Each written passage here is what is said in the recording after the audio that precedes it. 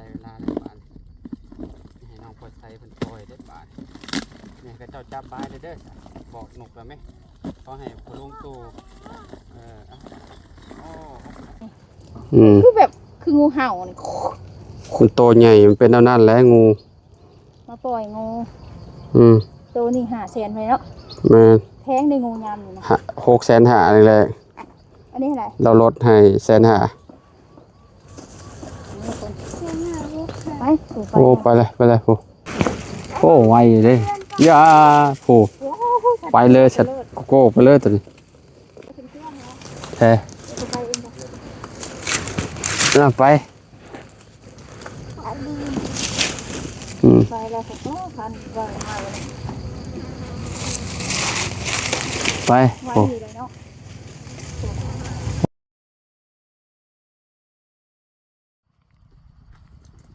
มาพี่น้อยเนาะบัดนี้เฮาก็มาฮอดบ่อนปล่อยแล้วพี่น้องอันนี้ก็สิเป็นวัดเด้อพี่น้องอยู่ข้างหน้านี่เป็นวัดเนาะเฮาจะมาปล่อยอยู่ใกล้ๆแถววัดนี่แหละพี่น้องเอ้ยนะทีละยืนก่อนเด้อลูกนะเอาก่อนอื่นก็สบายดีและสวัสดีเด้อ FC บัสกูสุคนเนาะบ่ว่าสิอยู่ในและก็ต่างประเทศพี่น้องเอ้ยเนาะสบายดีปะลุงกันลูกสวัสดีค่ะอีหล่ามาฮอดบอลแล้วจ้ะหล่าสิมาปล่อยจ้ะขอบคุณลุงตู่ไว้ขอบคุณพอลุงตู่ไว้ขอบคุณพอลุงตู่ละลายเด้อจ้ะที่ให้อีหล่ามาที่ให้อีหล่ามาปล่อยนกจ้ะปล่อยนกแล้วก็ปล่อยอันนี้พี่น้องปล่อยงูแล้วก็แลนเนาะแล้วก็เต่าพี่น้องเต่าน้อยตัวนึงเนาะขอบคุณละลายเนาะขอบคุณละลายได้เด้อขอให้ให้ร่ำให้รวยกว่าเก่าเนาะหลังจากที่ปล่อยอันนั้นนกแล้วเลยเขาก็จะไปปล่อยแลนเนาะอยู่เทิงพวกพี่น้องบนต้นไม้ใหญ่ไปแหละเนาะงูนี่คือสิให้แม่น้องพ่อชัยเพิ่นปล่อยเนาะพี่น้องเอ้ยเขาก็จะไปปล่อยเต่ากับอีหล่านะลูกเนาะไปวันนี้ครับปล่อยนกก่อนลูกไว้นี่มาเปิดนี่พอจะเห็นปล่อยไว้มาใกล้ๆอธิษฐานก่อนอย่าให้กระเจ้าจับเด้อครับวันนี้อย่าให้กระเจ้าจับกระเจ้าบ้าเด้อกุญแจรถอยู่ใส่น้ำบ่ายเฉียวไว้น้ำรถบ่โอ้อยู่เบาะรถผมไปเอากันไปมาพี่น้อยเนาะได้เวลาแล้วบานให้น้องพอใส่เพิ่นปล่อยได้บานเนี่ยกระเจ้าจับบ้าเด้อบอกนกแล้วไหมเขาให้พลุงตู่เดี๋ยวเขาลูกก็จะจับให้ลิ้นมือออกไปวุ่นอันนี้จับปล่อยอย่าให้กระเจ้าจับบ้าเด้อจ้ะไอ้ที่มีโชคเด้อจ้ะปล่อยอันนี้ต้นไม้นั่นค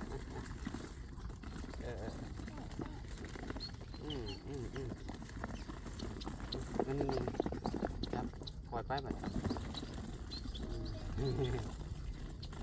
โอ้ไปแล้วลูกนี่อาจารย์มั้งไป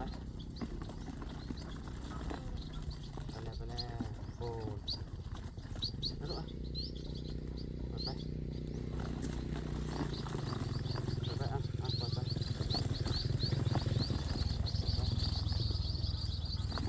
ของมาขี้พี่น้องเลยเนาะยับลง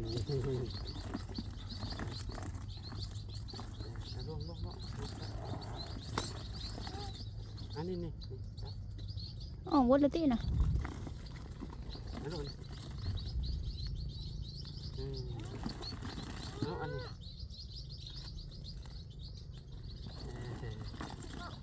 นนี้นี่จับอันนี้จับดี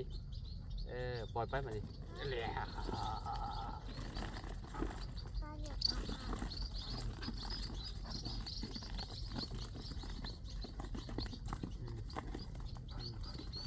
ลายได้หนุกนิดหน่อยมันมีตัวเดียวเลยมันมีหน่อยเลยลูกอันนี้จับไปเลยบ่ไปบักละไปตัวนี้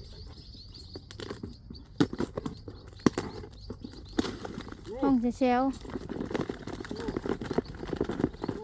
อันนี้จับนี่เอาไป เด้อใส่ให้เจ้าจับใบเด้อ จ้ะ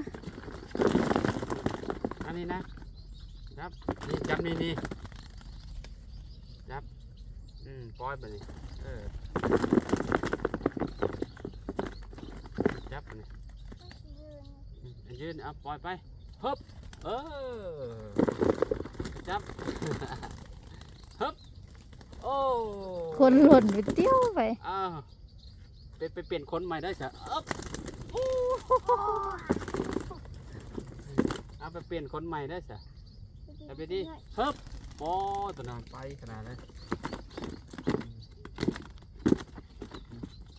ตัวสุดท้ายจับไปดิปล่อย1 2 3ฮึบโอ้ยเบิดเรียบร้อยยังไง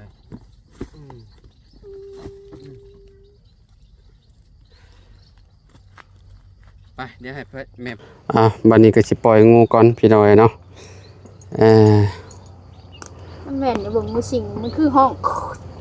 โอ้อย่าไปใกล้มันลายได้งูสิงเสือมันคืองูสิงเสือได้นี่นะนี่คือแบบคืองูเห่านี่มันโตใหญ่มันเป็นเอานั่นแหละงูมาปล่อยงูตัวนี้500,000ไปเนาะแพงในงูยำอยู่นะ650,000นี่แหละอันนี้อะไรเราลดให้150,000โอ้ไปเลยโอ้ปอบ่เห็นฮอดเพิ่นใช่โอ้ไวดีเนาะจวดเลยร้อยเขาวัดเดี๋ยวนี่ไปปล่อยอยู่พุ่นไปปล่อยแลนไปเลยสองตกใหญ่ไปดีตัวนี้เนาะแม่นนี่ครับช่วงนี้มันงูมันคอยมีเหนือข้ามกับชิ้นนี่ไปลูกไปพี่น้อยไปวัดแล้วบัดนี้เนาะคืออยู่แถวนี้เป็นบริเวณวัดไปเลยได้พี่น้อยเนาะนกเข้ามาขี้ห้องแซวอยู่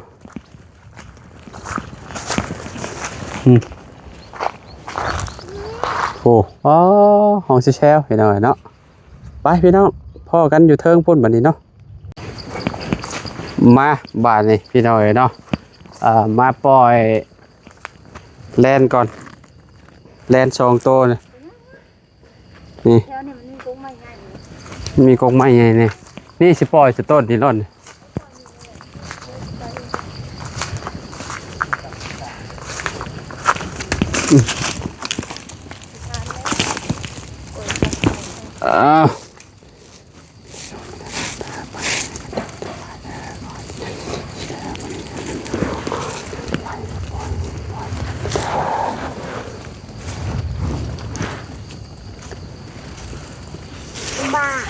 ่ไปโอ้ไวเลยย่าผูไปเลยสัตว์โก้ไปเลยตัวนี้ไปเลยยังตัวใหญ่มีบางทีเลยลูกเป็นเหยียบเดี๋ยวเขาจะปล่อยตัวนี้มัน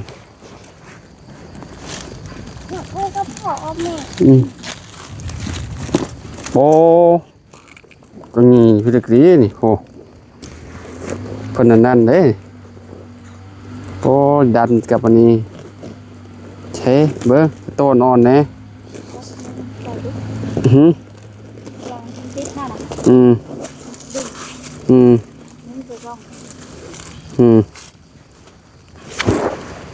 โอ้ไปไปแล้วก็พันไปมาเลยไปโอ้ไปแล้วจะไปปล่อยเต่ากันบ้านี่เต่าตัวหนึ่ง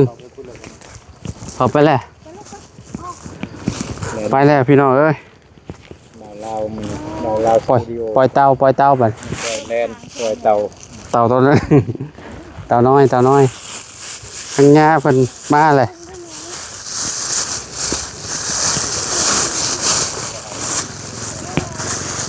เดี๋ยวสิถวายอันนั้นให้เพิ่นก่อนพี่น้องเนาะให้ถวายอันนั้นให้พระอาจารย์เพิ่น โอ้เห็ดไปหลายๆเติบเลยเนาะเทเรียบร้อยแล้วนะย่างบ่โอ้โดยพุ่นแหละโดยไปรถโดยเดี๋ยวเขาจะไปอันนั้นดอกเดี๋ยวจะไปอันนั่นให้ย่าเพิ่นก่อนถวายผลไม้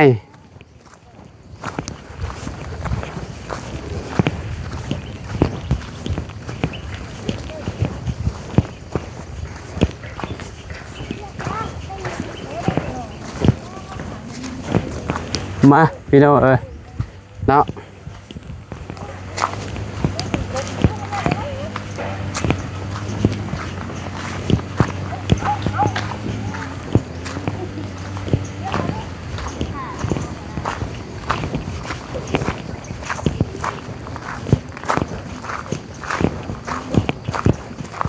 มันจะไปเลย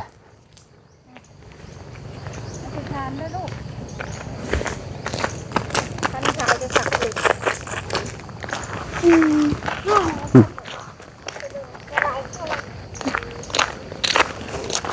เต่าน้อยพี่น้องนี่อย่าให้ปล่อยใส่เพิ่นปล่อยเอาไว้ดูไว้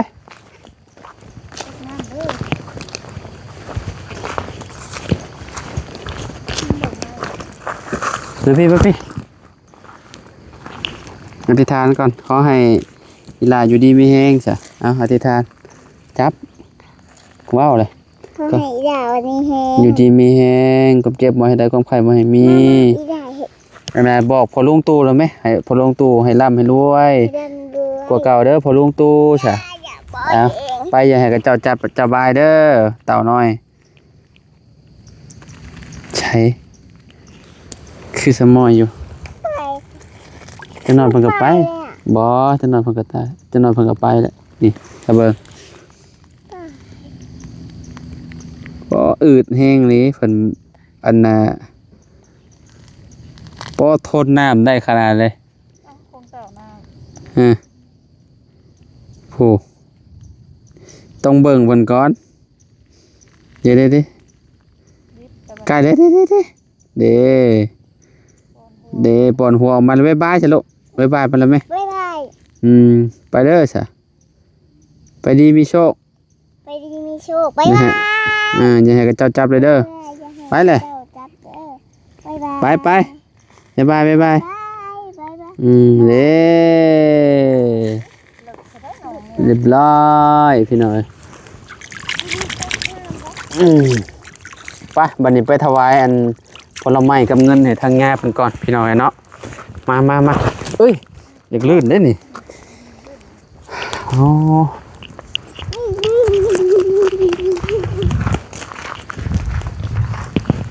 อันน่ะเพิ่นมาออกเฮ็ดงานหลายดีแม่ออกพวกอยู่ลุ่มพวกพี่น้อยเนาะอยู่เทิงพวกก็หลาย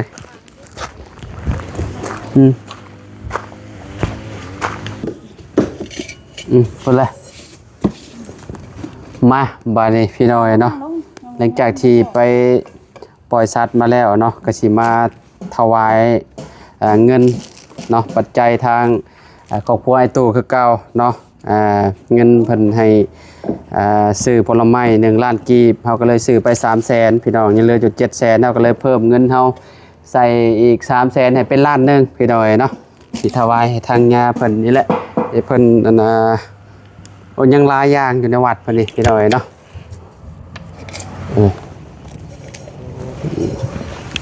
ผลไม้นี่ตำลังก็ได้เนาะหรือว่าพร้อมกันเลยโดยพร้อมกันเลยก็ได้โดย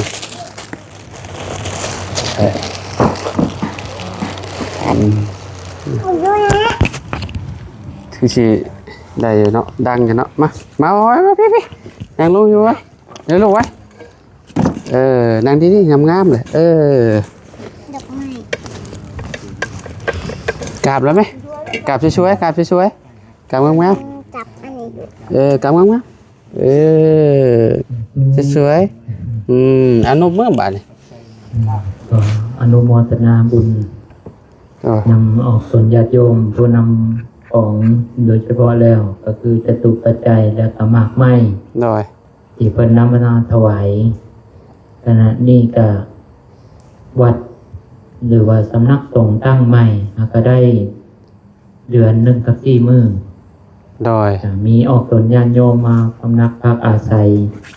เจตนาตั้งต้นก็ว่าจะเก็บม่องประพฤติปฏิบัติธรรม นั่งลงมาเนาะ แต่ว่า นั่งลง จะ มา ว่าสถานที่ นั่งลงมา บ่ได้อำนวยความสะดวก โดย ก็ยัง ช่วยๆจะเด้อจะเด้อ นั่งดี ที่ ๆ เดินที่ เลี้ยง นั่ง ใส่เค็ม นั่งดี ก็เลยพากันสิเตรียมเทพื้น ๆโดย เทพื้นปรับแต่ทีละหน่อยพอมองนี้ทั้งสันเศร้าสันเพนไหวพระเศร้าไหวพระแรงแต่บิณฑบาตตอนเศร้าก็ได้บิณฑบาตอยู่ในนี่ถ้าบ่แม่นวันศีล โอ้ ก็ โดย ท่านถ้าไปย่างบิณฑบาตอยู่ในบ้านไปกับ11 ลัก 11 กิโลมันไกลอีกอย่างหนึ่งเดินทางมันขึ้นภูลงภูญาติโยมเพิ่นก็เลยนิมนต์ให้อยู่บิณฑบาตอยู่นี่เป็นที่มาใส่บาตร โดย ก็เลยสิได้เฮ็ดหม่องเทพื้น เทเพิ่นอยู่นี่เนาะ แม่น ได้ เทพื้น แต่เทที่ละ2 ล็อกเพราะว่าคันถ้าเทพร้อมกัน1ก็ใช้กำลังหลาย2มันก็บ่มีพื้นที่สิใช้ นี่เทมันแห้งเป็นมือไปก็จะได้ใช้ไปเรื่อยๆ โดย สำหรับปัจจัยที่องค์ตนญาติโยมนำมาถวายในคราวครั้งนี้หรือที่ผ่านมาของพอออกตู้ก็ดีที่อยู่ทางสหรัฐอเมริกา โดย และก็ออกปัวของพอออกอย่างน้อย เบาลาว บาลาว สตูดิโอ กับบาลาวสตูดิโอ โดย ครอบครัวนำมาหลายครั้งหลายทีนะแต่ขออนุโมทนาบุญที่เป็นสะพานเชื่อมบุญให้จตุปัจจัยทั้งหลายทั้งปวงกะอาตมาที่ได้นำมาบูรณะปฏิสังขรณ์วัดวาประศาสนา เอาไว้ให้พ่อแม่ครูบาอาจารย์ตลอดจนงอกจนญาติโยม ผู้ที่ประสงค์ความสงบสุขในการประพฤติปฏิบัติเพื่อที่ได้เฮ็ดที่ประพฤติปฏิบัติสืบต่อไป ขออนุโมทนาบุญนำหลายๆด้วยอำนาจบารมีคุณพระศรีรัตนตรัยมีคุณพระพุทธคุณพระธรรมคุณพระสงฆ์และสิ่งศักดิ์สิทธิ์ทั้งหลายทั้งปวงบรรดามีในสากลโลก ขอจงได้มาคุ้มครองปกป้องอภิบาลคุ้มภัยรักษา ให้ออกตนญาติโยมทุกคนทุกท่านที่มีส่วนร่วมแห่งบุญ จงเป็นผู้เจริญด้วยอายุวันนะสุขะภละปฏิภาณธนสารสมบัติโชคลาภร่ำรวยมั่งมีสีสุขแค้วคลาดปลอดภัยคิดปรารถนาสิ่งใดหาบกอัดด้วยตำนองของธรรมแล้วขอสิ่งที่คิดนั้นสิ่งที่ปรารถนานั้น ขอจงพันสำเร็จจงพันสำเร็จในที่ทุกสถานในการทุกเมื่อ และในที่สุดขอให้ได้มีโอกาสมาประพฤติวัดปฏิบัติธรรม เพื่อจะนำตนให้พ้นจากความทุกข์ถึงสันติสุขอันไพบูรณ์กล่าวคือมรรคผลพระนิพพาน จงด้วยกันทุกท่านทุกคนเถิด สาธุสาธุโดย ก่อนเด้อยะถาวาริ มันไม่ลุก ปุรา ไป ปาริปุเร มันยิน ติสา ไป ลัง มันแม่ประหยัดน้ำนะ เอวเมวะอิโตทินังเปตานังอุปกัปปติอิจิตังปจิตังตุมังคิปะเมวะสมิจจันตุสัพเพปุเรนตุสังกปาจันโทปนาระ จับก่อนจับก่อนพอดเวลาก่อน โสติระโสยะสัพพิ นมมือก่อน ติโย นมมือมาคนคิดดื้อพี่น้องเอ้ย นมมือก่อนนมมือก่อนช่วย ภวัตวันตรายโยสุขีติอายุโกภวะอภิวาทนาสิริสานิจังวุธาปัญญายโนจัตตารโอธรรมาวา มา ทันติอายุ นะ วันโนสุขังทาลังอายันตะโพทัตินาทินนาสังฆมิตุปาติติตาทิคารตังหิตายะสัพพานาโสอุปกัมปติโตยติธัมโมจะอายังนิทัสสิโตเกตานาปุชะจักกะกาอุลาลาภรัญจะภิกขุนามานุปะทินังปุญเยหิปุญญังปัสสุตังอนาปะทันติอยู่ดีมีแห่งสุขใจสุขสุขคนเอง